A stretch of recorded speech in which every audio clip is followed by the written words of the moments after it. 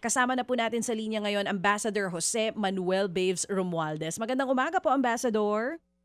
Hi, good morning. Good morning, Good DJ. Good morning. morning, Maricel. Good Good morning, morning po. sir. Thank you for being on the show. Ambassador, para lang po malinaw sa ating mga kababayan, ano po talaga ngayon ang status itong panukalang batas dyan sa Amerika na sinasabing magtatapos na daw po ang dual citizenship? Well, actually, si Senator Bernie Moreno ng Ohio, yan ang nag-announce na ipa-file niya yung bill na yan. Pero actually, hindi pa niya pina-file. Marami kaming kausap sa US Congress at wala pa naman lumalabas na uh, resolution or a bill that is being filed by the senator from Ohio. Just the same, maraming nagsasabi sa amin na mahihirapan siguro mapumasa yan dahil maraming mga dual citizen dito. Hindi lang naman mga Pilipino.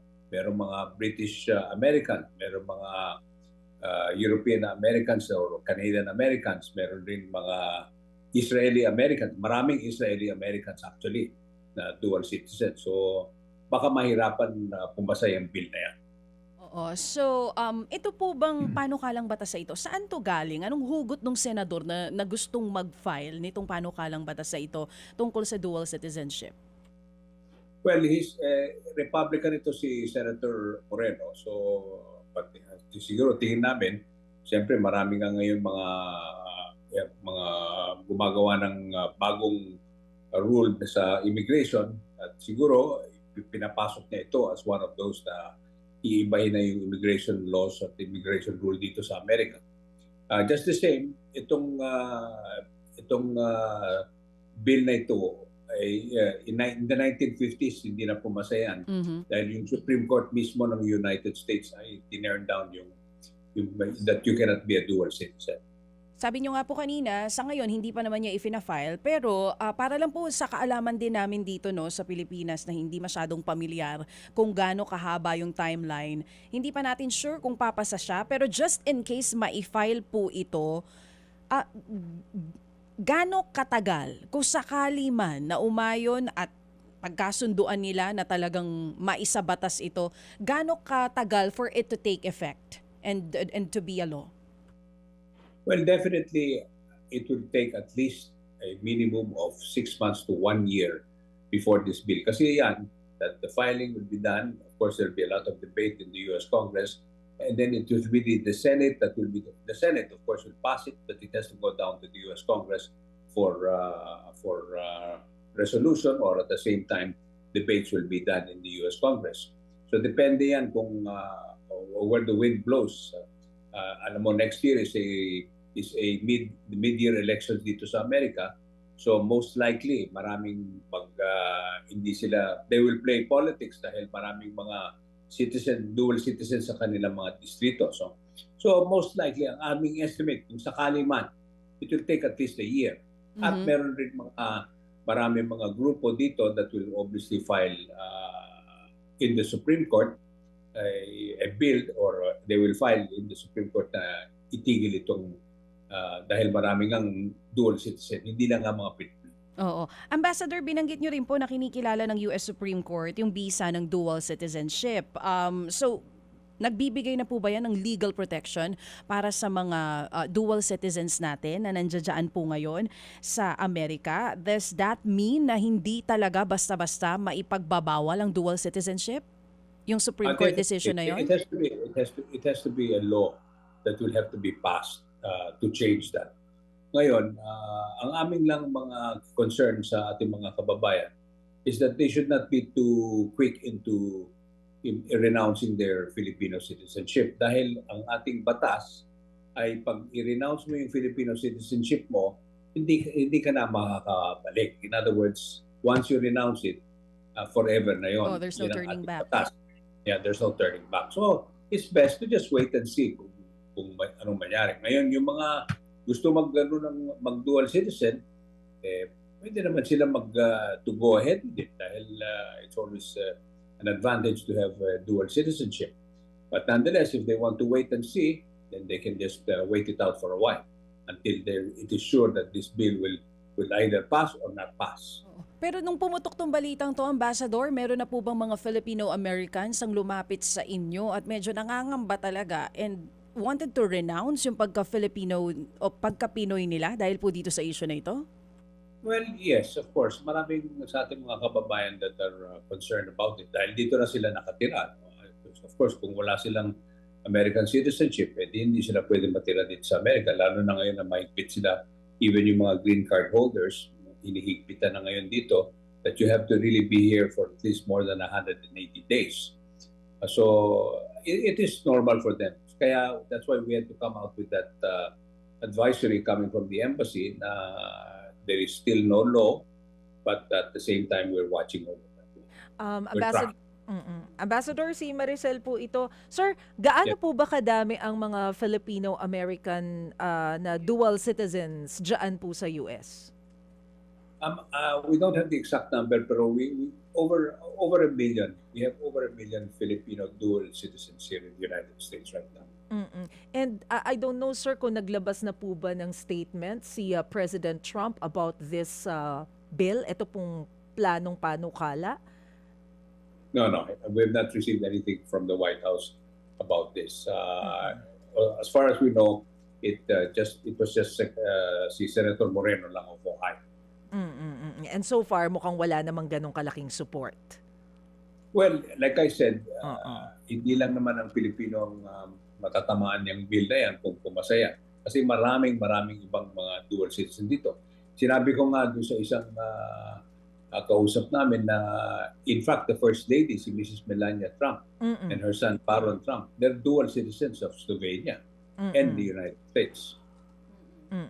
So affected sila pagka napasa rin tong Of batas course. na ito. Ano po? Absolutely. Oo. Yes. Pero, sir, so far manghihingi lamang po ako ng update. Gaano na po ba kadami yung ating mga illegal immigrants at yung gustong ipa-deport base po doon sa Immigration and Customs Enforcement ng US? Well, we have a number. I don't have. Again, we don't really give out the numbers because they're in different parts of the United States. Yes, sir. Pero we estimate that it's not really that much. Those that are being deported, really, most of them have really overstayed. A lot of them have criminal record here in the United States. So they're also going after those green card holders that have a criminal record in the United States now. As I said, it was also stated by the State Department, being a green card holder doesn't give you a right to stay because it's considered to be a privilege. Parang binibigay sa iyo for you to live like a normal law-abiding citizen. Pero pag nakita nila that you've committed a crime in the United States, they can easily remove that and they can deport you. Pero nararamdaman niyo po ba yung paghihigpit ng US government ngayon? Because natatandaan ko yung last time na bumisita si PBBM dyan sa Washington, yan po yung napag-usapan natin dyan sa embassy. Yes, I definitely talagang mahigpit talaga. Kaya nanalo si President Trump dito sa Amerika dahil that is one of the issues that he presented to the American public and that's why they voted him in. In fact, maraming mga Filipino-Americans who voted for President Trump dahil sa immigration issue na yan. Maraming ayaw ng mga Filipino-Americans na maraming nakakapasok dito, especially in areas like in New York, in New Jersey, maraming mga criminal elements that were able to come in. Yan, totoo naman lahat yan. So they were all concerned about it na gusto nga nila na medyo higpitan na yung pagkapasok ng mga kung sino-sino nandito sa Amerika. So ano po yung gusto ninyong sabihin? Hindi lamang po dun sa mga Pinoy na mukhang illegal immigrants dyan sa US, kundi maging doon po sa mga may dual citizenship po dyan. Well, like I said, wag tayo masyadong mabilis na mag-react dahil medyo matagal pa yan kung sakali man mapasayan. No? But at the same time, I'm also telling them na if they should think about it carefully dahil kung talagang dual citizen at meron silang planong umuwi sa Pilipinas at matira dyan at gusto nilang magkaroon, they want to own land at lahat yan. If they're a foreigner, considered a foreigner, wala kang dual citizenship, you cannot own land in the Philippines. That's part of the law. No? It's part of our constitution. So, yan lang ang aking advice sa kanila, not to immediately, quickly renounce the Filipino citizenship because you cannot get it back once you renounce it. Ambassador, ang malinaw, last na lang po, no, dito sa batas na ito na hindi pa inihahain ng senador, kapag naipasa ito, even yung mga naging dual citizen na, dapat mamili lang ng isa. Hindi siya para dun sa mga bago pa lang na mag-a-apply ng dual citizenship. Yes, yung mga meron ng that is what we saw in the news. At saka, after checking with some of our friends, yan ang what is being proposed na kailangan mamili ka and you have 6 months to choose whether you want to remain an American citizen or you want to go back or whatever citizenship, dual citizenship that you have. You have to choose one or the other. But is it possible under the presidency of Donald Trump na kung sakali hindi ito lumusot, baka magpasa ng panibagong batas na for those na mag-a-apply ng dual citizenship ay bawal na, dapat mamili na lang ng isa kung hindi man po ito ang papasa? I doubt it very much kasi alam mo, the United States has always practiced dual citizenship. In fact, the biggest example is the Israeli Americans. Yung Israeli nga, many Israeli citizens who are both Israeli and Americans, they are required to serve in the Israeli army. Yan, totoo yan. Marami akong kaibigan na from Israel that they had to go back to Israel to serve in the armed forces of Israel. So it's going to be very difficult. There are a number of very powerful groups here that will go against it. But like I said, nothing is written in stone. It can happen or it cannot happen. But we're definitely on top of it in the sense that we're tracking it to make sure that our Filipino-American citizens will be able to make a choice if and when that time comes.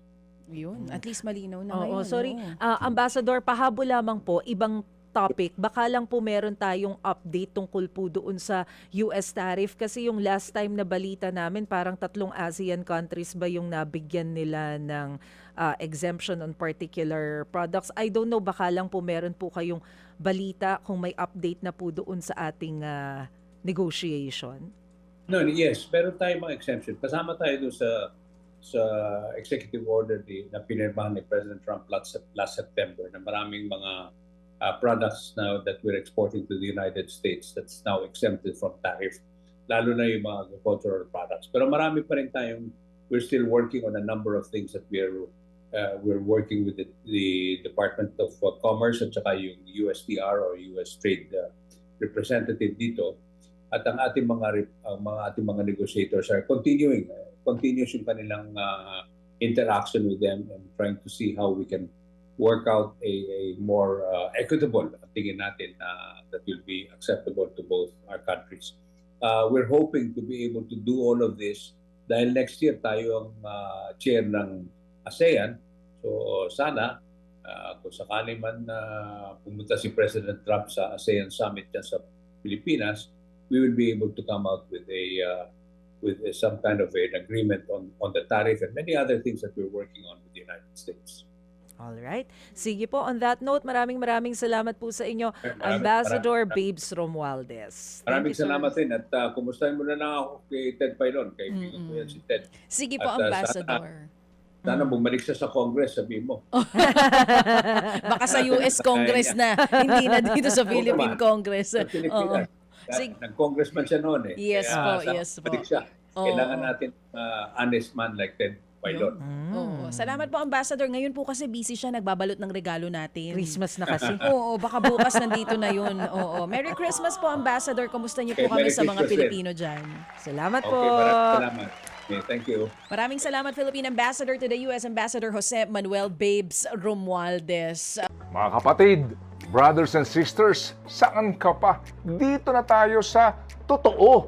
Dito na tayo sa True FM. Mga kapatid, mag-subscribe and follow po kayo sa social media accounts ng True Network PH. Yan po kami, hanapin nyo lang True Network PH, Facebook, Instagram, YouTube, TikTok, and podcast. Mapa Apple or Spotify man yan, mahahanap nyo kami. Lahat ng mga napapanood at napapakinggan nyo po sa programa, nasa social media accounts namin yan. So paano mga kapatid? See you sa social media! Dito tayo